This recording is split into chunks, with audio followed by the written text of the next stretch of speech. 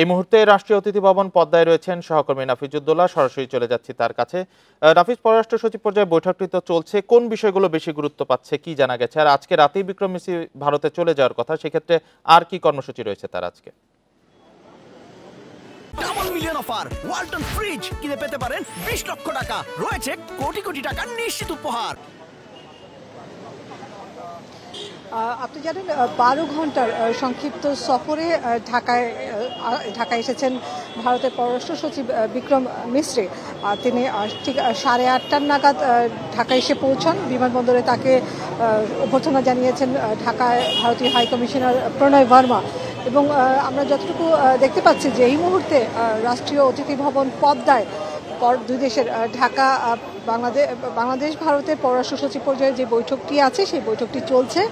এখানে ঢাকার পক্ষে নেতৃত্ব দিচ্ছেন পররাষ্ট্র সচিব জসিমউদ্দিন এবং দিল্লির পক্ষে এই বৈঠকের নেতৃত্ব দিচ্ছেন সফররত ভারতের পররাষ্ট্র সচিব বিক্রম মিসরি। এবং যে বিষয়টি আছে, এই বৈঠকটি কিন্তু 5 আগস্টের রাজনৈতিক পট পরিবর্তনের পর নিঃসন্দেহে বিশেষ গুরুত্ব রাখে এবং সেই কথাই কিন্তু পররাষ্ট্র মন্ত্রণালয় থেকে এবং বিশ্লেষকরা বারবার বলে এসছে। এবং সেই জায়গা থেকে বিশ্লেষকরা বলছে 5 আগস্টের পর ঢাকার সাথে দিল্লির যে সম্পর্ক আছে সেই সম্পর্কে একটা পরিবর্তন এসেছে, যেটা পররাষ্ট্র উপদেষ্টাও বলেছেন। সেই পরিবর্তনটি মাথায় রেখেই বা আমলে নিয়েই মেনে নিয়েই দিল্লিকে এখন ঢাকার সাথে সম্পর্ক সামনের দিকে এগিয়ে নিয়ে যেতে হবে। বরাবরই আমরা দেখতে পাচ্ছিলাম বিগত সময় বিশ্লেষকরা বারবার বলছিলেন যে ভারত ঢাকাকে দেখে আওয়ামী লীগের দৃষ্টিকোণ থেকে। আওয়ামী লীগের 5 আগস্টের পতনের পর সাবেক প্রধানমন্ত্রী শেখ হাসিনাকে আশ্রয় দেওয়ার কারণে আমরা দেখতে পেরেছিলাম ঢাকা দিল্লি যে সম্পর্ক আছে সেখানে কিছুটা টানাপোড়েন তৈরি হয়। তার পরবর্তীতে সাবেক প্রধানমন্ত্রী শেখ হাসিনা সেখানে কথোপকথনের কিছু অডিও ভাইরাল হবার পরে কিন্তু পররাষ্ট্র মন্ত্রণালয় থেকে সেটির একটি অবজেকশন বা সেটি অবহিত করেই দিল্লিকে একটি বার্তা দিয়েছে ভারতীয় হাই কমিশনের মারফতে।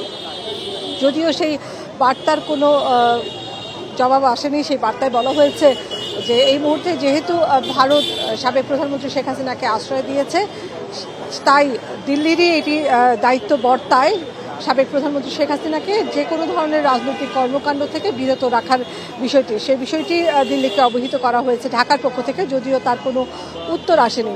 তো এই সার্বিক পরিস্থিতিতে তারপর আমরা দেখেছি সংখ্যালঘুদের উপরে আক্রমণ বা যেই ঘটনাগুলো ঘটেছে সেটিকে নিয়ে অতিরঞ্জিত করে ভারতীয় গণমাধ্যমে বারবার অপপ্রচার চালানো, মিথ্যে তথ্য প্রকাশ, সেটি নিয়েও কিন্তু ঢাকার পক্ষ থেকে বিরক্তি প্রকাশ করা হয়েছে বিভিন্ন সময়। এবং তারপরে আমরা যদি দেখি সনাতন ধর্মাবলম্বীদের নেতা চিন্ময় দাসের গ্রেপ্তার এবং পরবর্তীতে ভারতীয় হাইকমিশনারকে আগরতলায় বাংলাদেশ মিশনে হামলার জেরে ভারতীয় হাইকমিশনারকে তলব করা, সব কিছুর মধ্যেই আমরা দেখতে পাচ্ছিলাম যে দুই সম্পর্কে যে কূটনৈতিক সম্পর্ক আছে সেটি একটি টানাপোড়েন চলছিল। তো বলা চলে যে এই মুহূর্তে যে বৈঠকটি আমার ঠিক পিছনে হচ্ছে রাষ্ট্রীয় অতিথি ভবন পদ্মায় দুই দেশের পররাষ্ট্র সচিব পর্যায়ের বৈঠক, সেখানে নিঃসন্দেহে সম্পর্কের যে বরফ তৈরি হয়েছে বা জট তৈরি হয়েছে সেটি সমাধানের দিকে অগ্রসর হওয়াই আসলে এই মুহূর্তে মূল লক্ষ্য। কারণ প্রতিবেশী দেশ যেটি ভারত আছে বা আপনার যেই প্রতিবেশী দেশই থাকুক না কেন, বিশ্লেষকরা কিন্তু বরাবরই বলে যে প্রতিবেশী দেশ কিন্তু আপনি কখনো পরিবর্তন করতে পারবেন না। সেই অনুযায়ী আপনার যেই স্বার্থ আছে সেটি অক্ষুণ্ণ রেখে আপনার স্বার্থের ন্যায্যতা হিসেব করেই আপনাকে প্রতিবেশী দেশের সাথে সম্পর্ক রেখে যেতে হবে। আপনি কখনো সম্পর্ক বিচ্ছিন্ন করলে, আমরা যদি দেখি ভারত পাকিস্তানের যেই সম্পর্ক আছে সেই সম্পর্কের যে তিক্ততা আছে সেটি কিন্তু প্রতিবেশী দু দেশের জন্যই ভালো কিছু বার্তা বয়ে আনে না। এবং আমাদের এখানে যেই 5 আগস্টের পরে যে পরিবর্তন হয়েছে, পররাষ্ট্র উপদেষ্টা বলছিলেন যে সেইখানে যে দ্বিপাক্ষিক বাণিজ্যিক যে মন্দা চলছে সেই মন্দার প্রভাব কিন্তু ভারতের পশ্চিমবঙ্গে যেভাবে পড়ছে ঠিক একইভাবে বাংলাদেশের উপরে পড়ছে। আমরা দেখতে পেরেছিলাম মেডিকেল ভিসা ইস্যু করছে বাংলাদেশিদের জন্য, কিন্তু পর্যটক ভিসা ইস্যু করা হচ্ছে না। সেই বিষয়টি নিয়েও আলোচনা হবে। মুদ্রা কথা যদি বলা চলে যে এবারের এফওসি পররাষ্ট্র সচিব পর্যায়ের বৈঠকে মূল আলোচনার লক্ষ্যবস্তুই হলো সম্পর্ক উন্নয়ন বা সম্পর্ককে এগিয়ে নিয়ে যাওয়া। এবং একই সাথে আমরা দেখতে পাচ্ছি যে এরপরে এখানে এফওসি হবার পরে রাষ্ট্রীয় অতিথি ভবন পদ্মায় তারা ভারতের পররাষ্ট্র সচিবের সৌজন্যে বাংলাদেশের পররাষ্ট্র সচিব মধ্যাহ্ন ভোজের আয়োজন করা হয়েছে, সেখানে তারা অংশ নেবেন। তারপরে ভারতের পররাষ্ট্র সচিব বিক্রম মিশ্রি তিনি চলে যাবেন পররাষ্ট্র মন্ত্রণালয়, সেখানে পররাষ্ট্র উপদেষ্টার সাথে বৈঠক করবেন এবং তারপরে তিনি চলে যাবেন যমুনায় প্রধান উপদেষ্টা ডক্টর মোহাম্মদ ইউনূসের সাথে তিনি সৌজন্য সাক্ষাৎ করবেন।